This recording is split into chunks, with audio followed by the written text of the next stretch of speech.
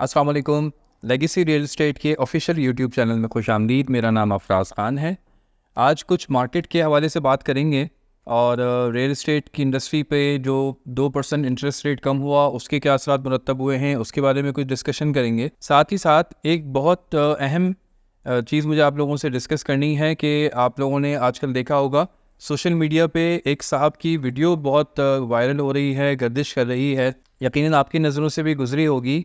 एक साहब है जो सुपर हाईवे पर M9 पर वाक़े सोसाइटीज़ पे बहुत तनकीद कर रहे हैं और वो कह रहे हैं कि जी कराची वालों को ले जाकर जामशोरों और दादू का मकीन बना दिया गया है। यानी कि उन्होंने कुछ प्लॉट्स में, कुछ ही प्रोजेक्ट्स में इन्वेस्टमेंट की होगी, कुछ बेंगलोर में उन्होंने इन्वेस्टमेंट की थी। वहाँ पर जब उनकी लीज़ उनके हाथ में आई है तो पता चला है कि वो लीज़ जामशोरों की है। इसमें बहुत से प्रोजेक्ट्स हैं जिनका वो नाम ले रहे हैं फ़र्दन फ़र्दन, और जिसकी वजह से हमने देखा कि हमारी मार्केट में रियल एस्टेट एजेंट्स में भी और कुछ इन्वेस्टर्स में भी कुछ तशवीश पाई जा रही है कि पता नहीं DHA सिटी भी कहीं जामशोरों की डिस्ट्रिक्ट में तो नहीं आता, ठट्टा में तो नहीं आता, दादू में तो नहीं आता। तो मैं इस चीज़ की क्लैरिफिकेशन के लिए आज ख़ास तौर पे ये वीडियो बना रहा हूँ कि DHA सिटी कराची अल्हम्दुलिल्लाह प्रॉपर कराची का पार्ट है। गडाप टाउन से इसकी लीज़ हो रही है और जिस तरह कर्नल काशिफ साहब जो कि मार्केटिंग डायरेक्टर हैं DHA सिटी कराची के, कुछ दिन पहले की भी एक इंटरव्यू में उन्होंने बताया था कि 12 से 13 प्रॉपर्टीज़ DHA सिटी कराची की वो ऑलरेडी गडाप टाउन से लीज़ करवा चुके हैं। ये ऑथेंटिसिटी के साथ आप बिल्कुल इस बात का इत्मीनान रखें कि DHA सिटी कराची बाकायदा तौर पर कराची का हिस्सा है। वो साहब जो वीडियोज़ बना रहे हैं वो इससे आगे की सोसाइटीज़ की वीडियो ज़रूर बना रहे हैं और इस तरह दीगर बहुत सारी सोसाइटीज़ की उन्होंने एक लिस्ट, एक लंबी फहरिस्त उन्होंने बताई है। तो आप ये इत्मीनान रखें कि आप बाकायदा तौर पे कराची के प्रोजेक्ट में इन्वेस्टमेंट कर रहे हैं। अब हम इस चीज़ को डिस्कस करते हैं कि जो इंटरेस्ट रेट 2% कम हुआ लास्ट वीक, उसका मार्केट पर क्या इम्पैक्ट आया। मैं देख रहा था कि इंटरेस्ट रेट जिस दिन कम हुआ उसी दिन हमारे बहुत सारे भाइयों ने यूट्यूब पे वीडियोस बनानी शुरू कर दी कि जी इंटरेस्ट रेट कम हो गया, अब तो मार्केट में तेज़ी आ जाएगी, ये हो गया, वो हो गया।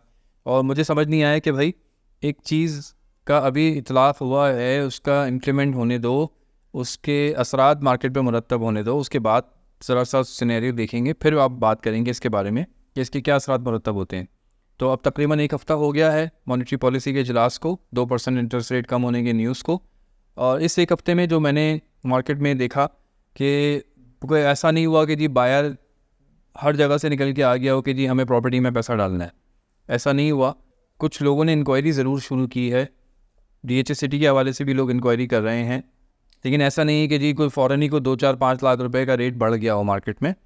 इंक्वायरी ज़रूर है, लोग तैयारी कर रहे हैं, लोग थोड़ा सा देख रहे हैं, क्योंकि ये ज़ाहिर है इन्वेस्टमेंट को स्विच करने की बात हो रही है।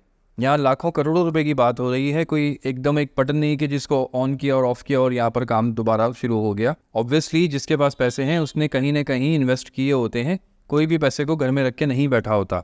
और जबकि हमारी जिस तरह की मार्केट है इसमें कहीं ना कहीं इन्वेस्टर्स को कमाने का मौका मिलता ही रहता है, कभी गोल्ड में, कभी डॉलर में, कभी स्टॉक में, कभी गाड़ियों में।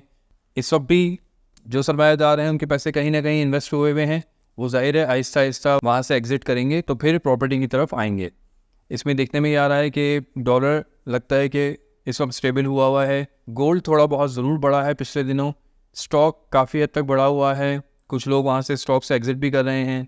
ये भी देखने में आया है कि कुछ लोग अपने पैसे को लेकर दुबई चले गए हैं, लेकिन ऐसे इन्वेस्टर्स की तादाद बहुत कम है क्योंकि इंटरनेशनल एक्सपोजर एक तो इतना लोगों का है नहीं, और बहुत से लोग ये हिम्मत भी नहीं कर पाते। वो कहते हैं भाई जो कुछ पाकिस्तान में मौजूद है ये तो हमारे कंट्रोल में है, हमारे हाथ में है, और एक सरमाया अगर हम बाहर लेके चले गए तो वो ज़ाहिर है फिर दूसरे मुल्क में चला जाएगा जिसके हम शहरी भी नहीं हैं, और वो फिर हम उसके क़वाइद ज़वाबित के पाबंद हो जाते हैं।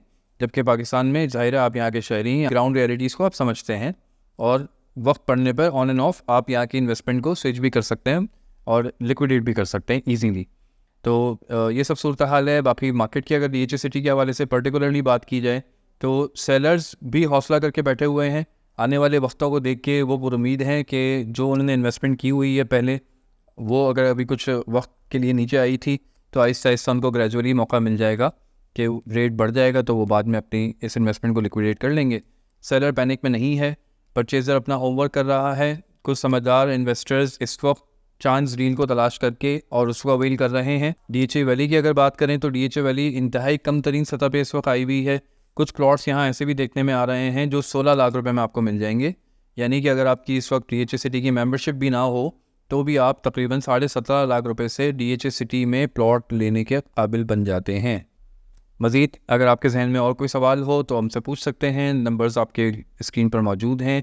इसके अलावा DHA सिटी के हवाले से कोई इन्फॉर्मेशन लेना चाहते हूँ, DHA सिटी साइट का विज़िट करना चाहते हूँ या अपने किसी प्लॉट की असेसमेंट लेना चाहते हूँ तो उसके लिए हमें खिदमत का मौका ज़रूर दीजिए। शुक्रिया।